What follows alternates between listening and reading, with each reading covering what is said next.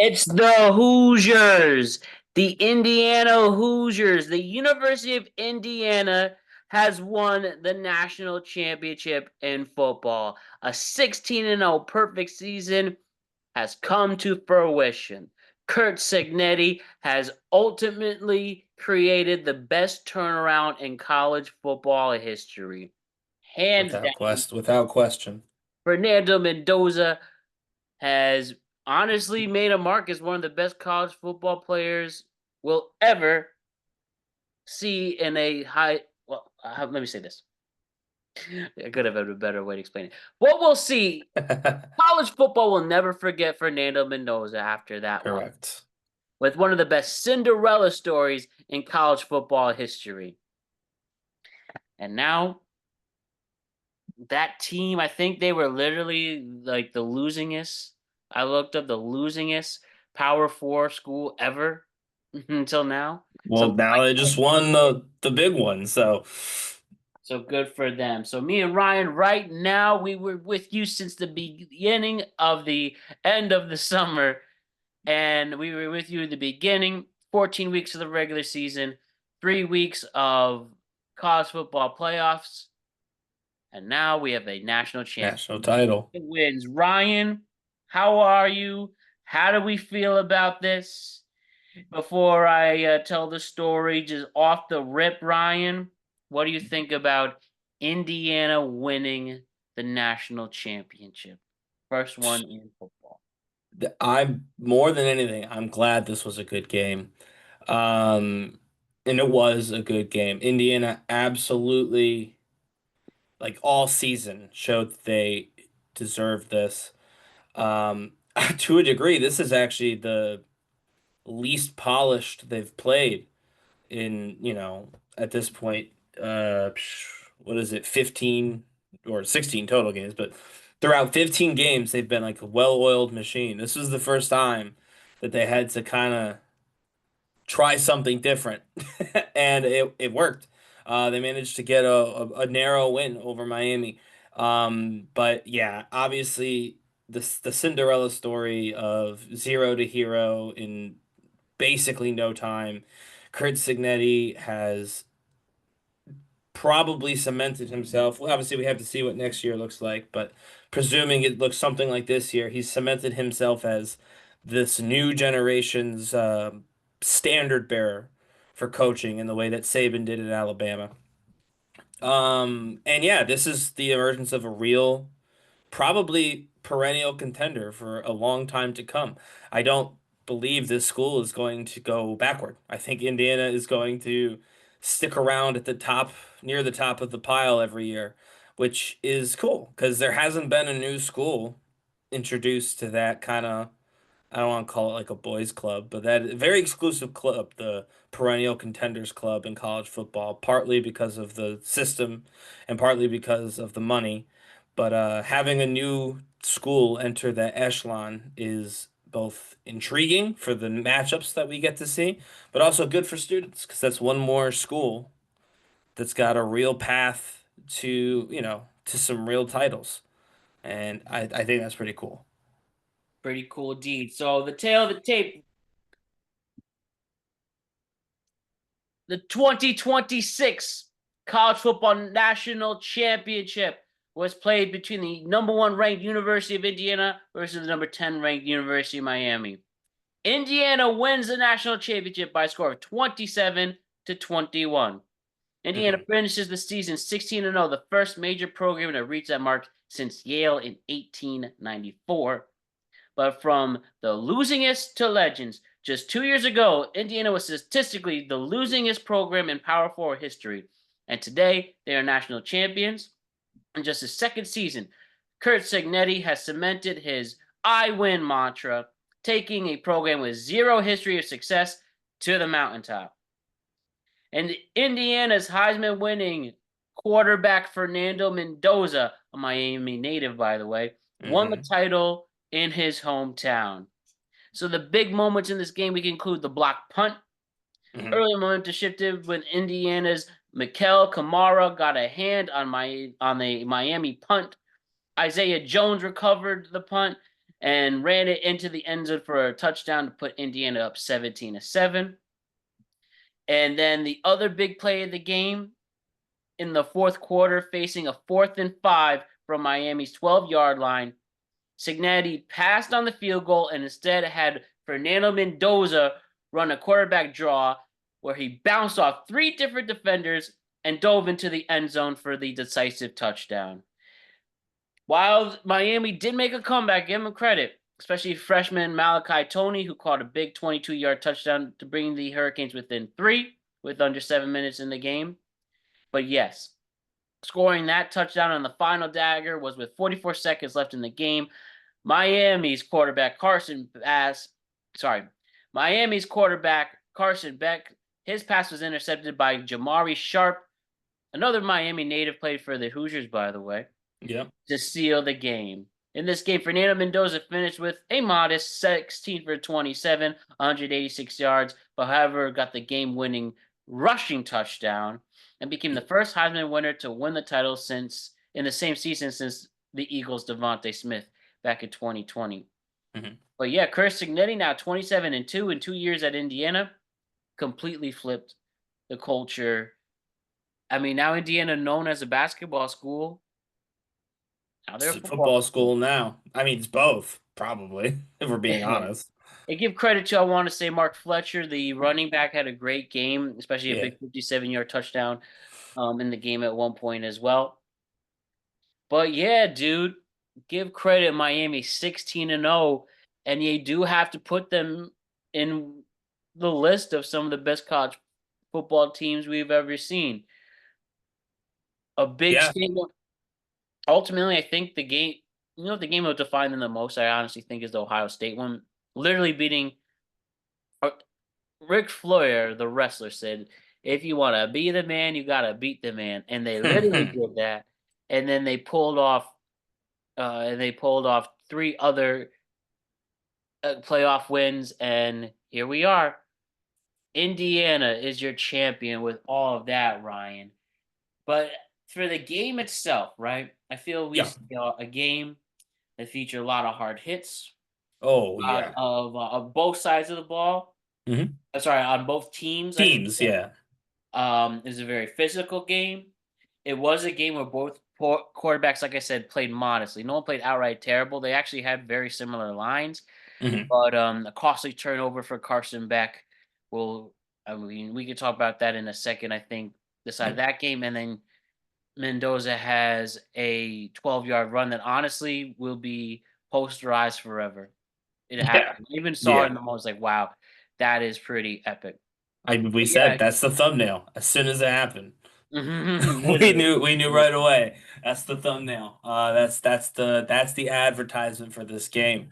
Right, Um, and yeah, and this game also just had a switch up from the special teams as well. That was a big point. It's 4 yeah, punts in wow. this game from That punt. Indiana's, and then obviously the block punt.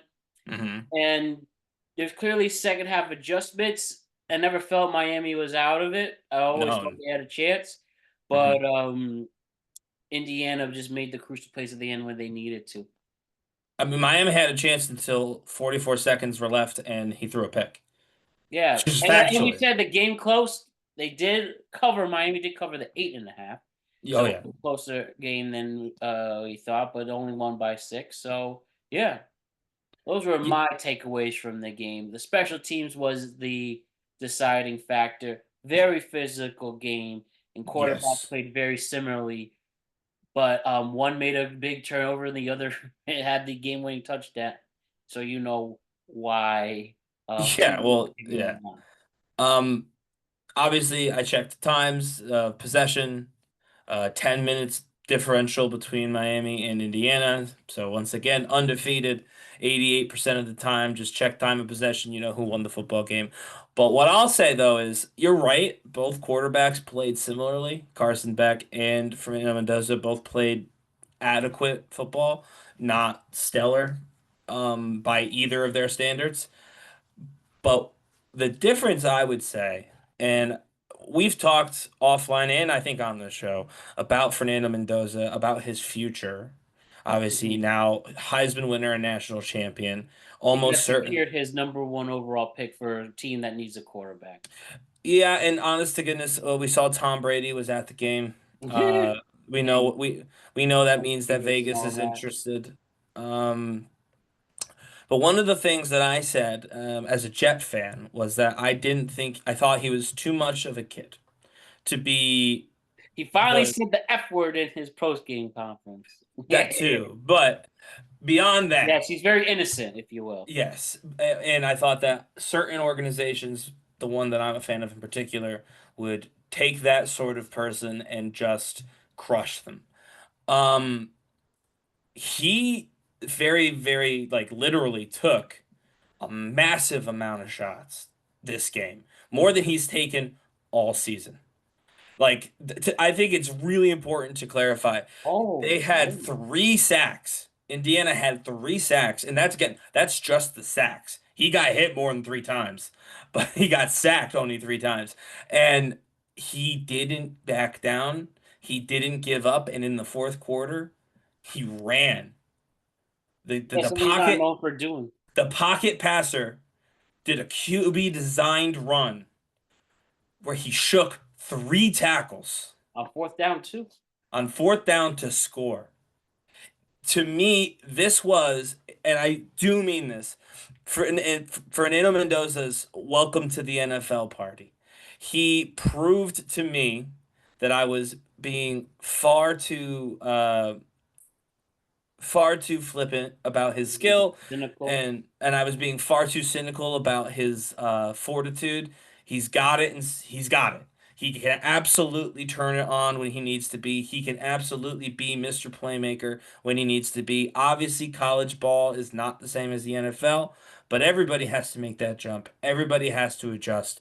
And we saw adjusting is absolutely one of the things that, Mr. Mendoza can put on his resume as something he excels at because this team did not play the same way that Indiana played against everybody else out of necessity. In the first half, they did, and nobody could score, and it was literally like, oh my God, what's happening? The second half, both teams made adjustments, and both teams became totally different, almost world beater teams. And I mean, like I said, Miami looked like they could win a few times. I really did think I was like the timing is perfect. They have good position.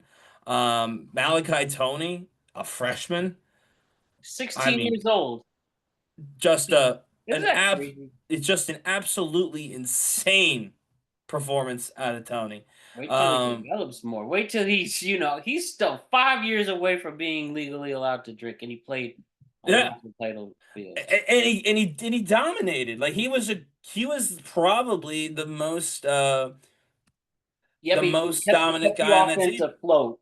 Yeah. They kept them in it because Kevin Carson Beck did. And after this, we got to talk about Carson Beck. We'll see him again. Yeah, I mean yeah, we'll talk about that. But yeah, it's just a freshman wide receiver, 18 years old, like true freshman. This kid he's going to be a big deal. He's already a big deal in Miami. He's going to be a bigger deal when he inevitably gets drafted. Uh, and I'm excited to watch him play for the next 2, 3, 4, maybe Yeah, years. we got right here, Uh, Malachi Tony, 122 yards, 10 receptions, and a touchdown. yeah. And in a game where both quarterbacks had mid performances, that's impressive, right? I mean, Fernando Mendoza didn't throw a single touchdown. This dude was slinging touchdowns like it was his job all season, and he didn't throw a single touchdown today. He ran one, which is insane. But yeah, so he, to me, truly is somebody to watch, and I got that from this game too. This was just a good game. And whoever's gonna go on ESPN and talk about how it wasn't a good game because the team's involved, just shut up. Just be quiet. No one wants to hear from you. Go back into hiding. You can come out in August and be annoying for another whole fucking season then. But for now, this was a good game. This was probably one of, if not the best game of the college football postseason. Neither one of these teams is a, you I think know, I would agree. perennial contender, really. Neither one of these teams comes from like that upper echelon of Big Ten SEC schools that we are forced to stroke off Now every you year. have to put Indiana with the big Oh, echelon of the now, Big yeah, Ten. And now you do. But I'm saying prior to this win, and it was the best game. Why? Because those are the two teams that earned it. When you earn it, you play better than when you get handed it because of something you did in 1922. Take notes, Notre Dame. So I want to go back to Carson Beck.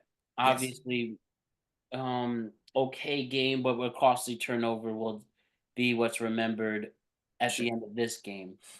But yeah, 19 for 32, 232 yards, a touchdown, and a pick. Mhm. Where do we go from here, Ryan? The guy who's because guy who graduated college 2 years ago, I believe is what 24 years old. He's 24 now, Um, isn't yeah, he? Yeah.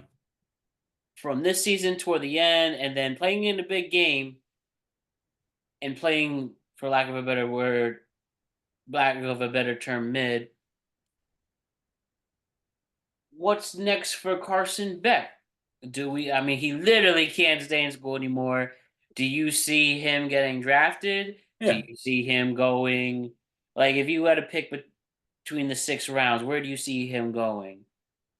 I mean, realistically, he's probably going like third or fourth because of this quarterback class. Like realistically, I think third is a As a safe third round pick, you see Carson third Beck. round pick. I mean, listen, I think a I'd go team. lower. I personally would say no higher than a 4. I honestly think if I was a GM, I'd rather sign him, to be honest. I mean, I'll I be think honest with you're you. gonna get.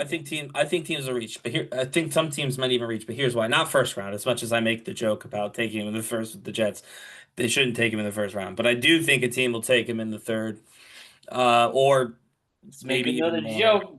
The Jets fire. The Jets still have Aaron Glenn, and now Sean McDermott's available. That's right, and we won't hire Sean McDermott because we have Aaron fucking Glenn. I read, by the way, just very quickly, that he said he's going to coach this year. So Who I is think he should go to the Ravens. Anyways, that's my prediction. McDermott? Yeah. Yeah, that's a great call from the Ravens. Great call to take him. Well, back to college. Back to college. Look, yes, bad pick at the end of the game. I think we have to be honest. There was 40 seconds or 44 seconds when he threw that ball, right? There was no guarantee they were winning that football game anyway. They needed a touchdown. A field goal wasn't going to get it done. They had 44 seconds to do it.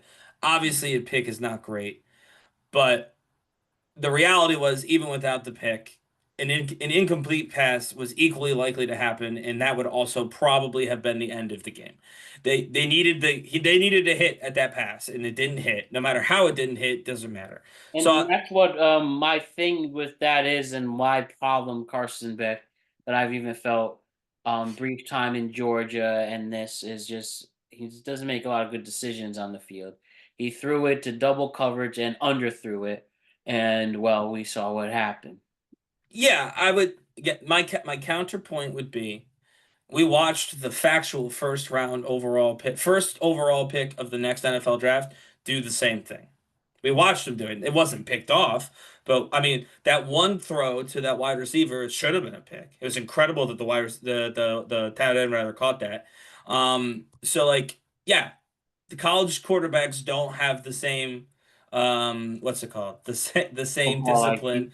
as Yeah, the that's what pro quarterbacks. I'll be honest with you, I said the same thing about Jackson Dart. And if you watch him last year at Ole Miss, he did. He made some stupid plays.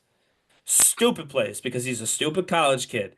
Then he came to the Giants, he learned from a professional coach, and he started playing like a professional quarterback.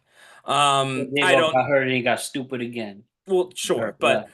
I don't know that Carson Beck will be as good as Jackson Dart. I think that's probably a lofty expectation of him. But I do think he'll get drafted. All right, I got breaking news for you. Oh, This is legitimately. Let me get this right. Yeah, mm-hmm. the Tennessee Titans have hired their coach. Sean McDermott. Ready? What? This is Sean McDermott. Robert Sala is going to be the head coach of the Hey, Tennessee Titans. we'll see how it goes. I mean, honestly, he's That's only what looked they better. need a defensive kill. I mean, to be fair, that defense is horrendous too. But No, Robert Sala, huh? listen, honest to goodness, each year, the last 2 years essentially, have shown that we were too hard on that man. Um, And it seems this whole league felt that way, to be honest, because he mhm. was always He in got the hired mix. He immediately. He got got like a hired bunch of immediately. interviews. Yeah, he got hired immediately because everybody else knew the real problem was Woody Isn't that Johnson. crazy? That Uh, that is nuts. And his record doesn't show it, but I mean, wow. Robert Solid to Tennessee. I did not see that coming. I mean, yeah, it's again good. I think it's a good placement for him. Obviously, he could suck, right? There's some evidence of that. But if he doesn't, they're gonna look like heroes because he is he has the playbook and the mindset to fix the problems that Tennessee has on the defensive side of the ball. But no, to wrap up what I was saying, I do believe he'll get drafted. I believe that his performance throughout the playoffs, not today, neither one of them performed like a quarterback ready for the NFL today. We're so. But he has gone, he took a team that was literally the last ranked team of the Power Four teams, and he took them to the national championship. And I mean that Ole Miss game, factually, he took them to the national championship. There isn't a where there's not a world to look at that game and say, oh, well, actually it was so and so. Nope. They're back against the wall. He got it done. He's done it before. He did it in Georgia a couple times too, not in big games, but he did it in Georgia too. It's there. I think someone's going to give it a try. Do I know if he makes it past the preseason? I think that depends on the team, depends on, the people on their roster. So I'm not saying, book him to be a big star in the NFL, but I think a team that's looking to have some QB competition to determine who's going to be on the final roster will absolutely consider picking up back, you know, certainly by the fourth or fifth round. I think some people could, if they're really in dire straits to figure out who's going to start as quarterback, might even grab him as early as the third round. Right. Okay, so we'll take that. I personally think fourth, fifth, sixth. You'll go as high as four, third, and that's okay. But yeah, is and then anything too. This Miami team's defense should have their moments. You do Hmm. have two pass rushers who will probably be high draft picks as well in there, and Their O lineman, I forget his name, but he's going to be a first rounder. yeah, Yeah. we won, and we'll go from there. So now we'll see the next year's story that we'll cover is when will Indiana lose again? Who's their quarterback? Um, I mean, as in, yeah, who will stop their winning streak, and how much of this team is going to wind up staying, and Well, you know who the backup quarterback is, there's right? also with this is Indiana, Ryan, again, known for basketball. There's also you could talk about with NIL. It clearly shows no matter what state you are, as long as you are in a Power Four conference, Yeah. your alumni can fund a national championship. That's another thing you could get. Yeah. Oh, without The question, that's University of true. Maryland could have been the University of Maryland. It could have been. I'm talking about not the generic Texas, Alabama, Well, Ohio. yeah, they're already in this position, right? But I'm talking about That's like literally Indiana's pick.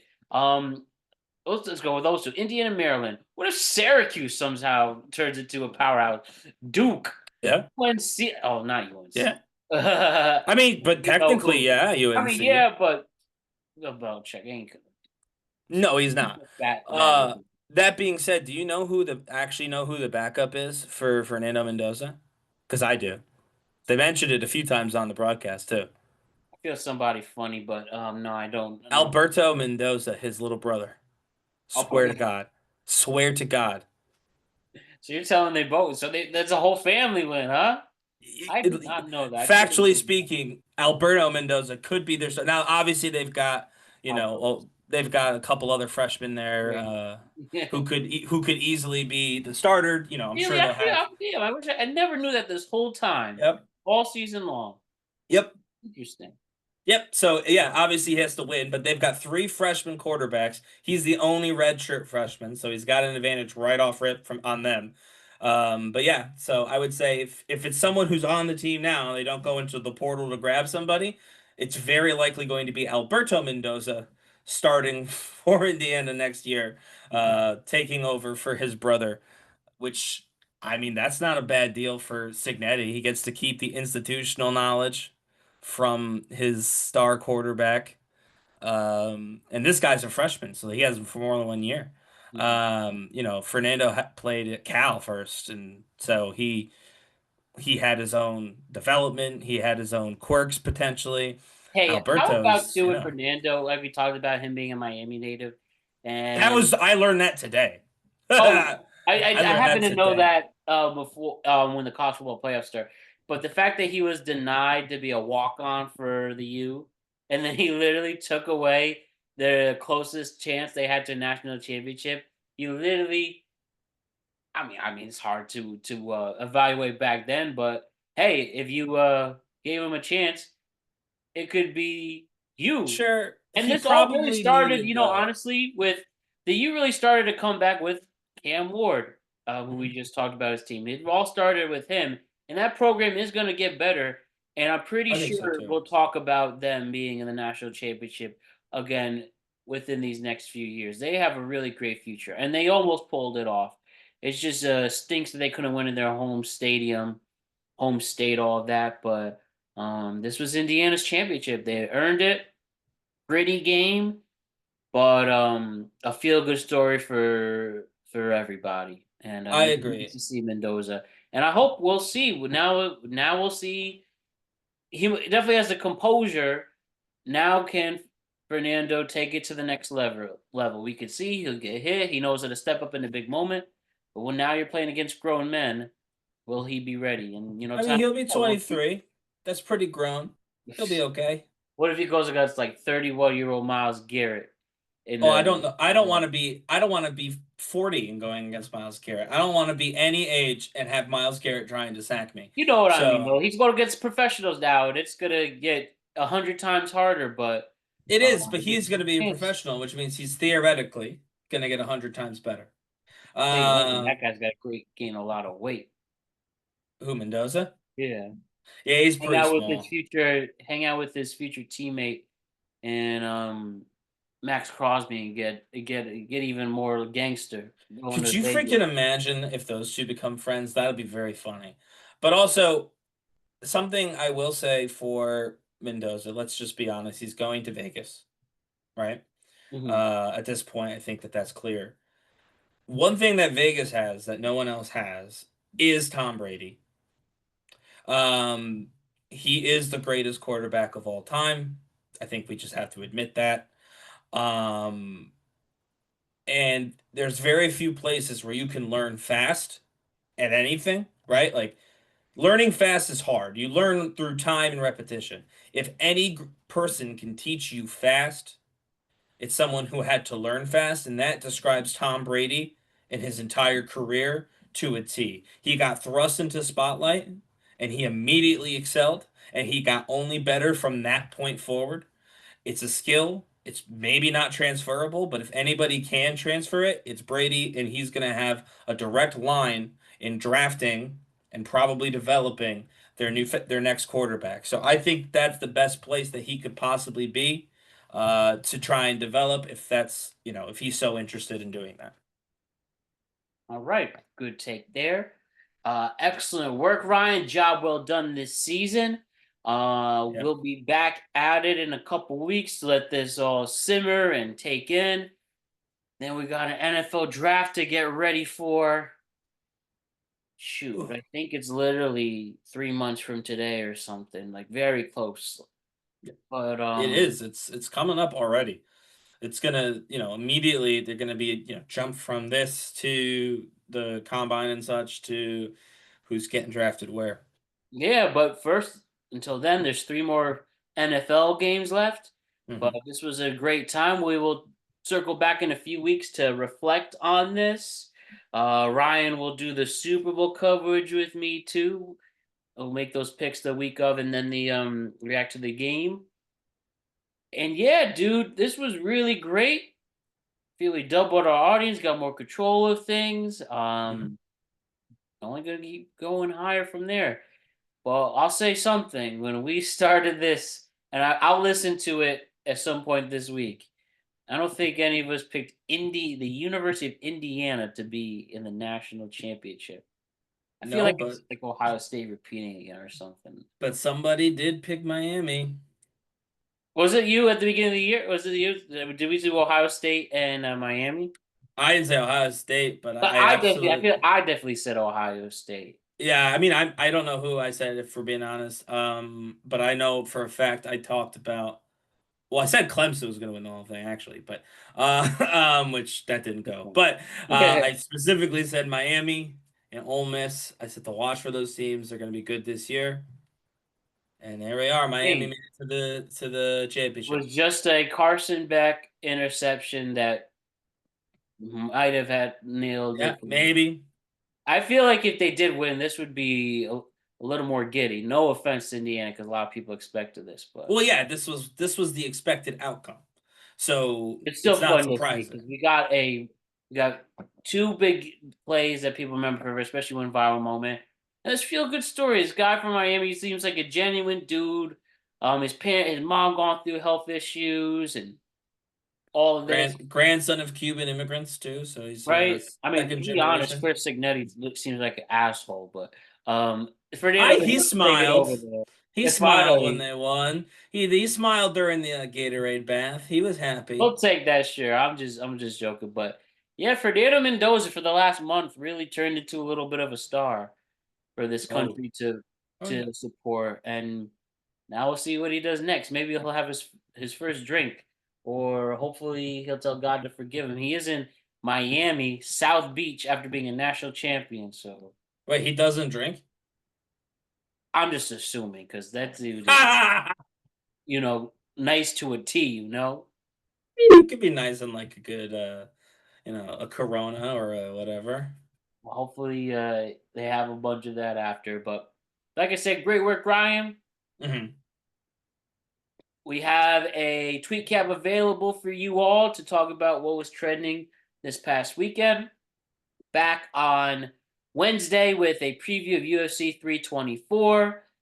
Back on Thursday with the preview of the AFC and NFC Championship in the NFL. And back on Friday with a tweet cap to discuss what was happening in the week ahead.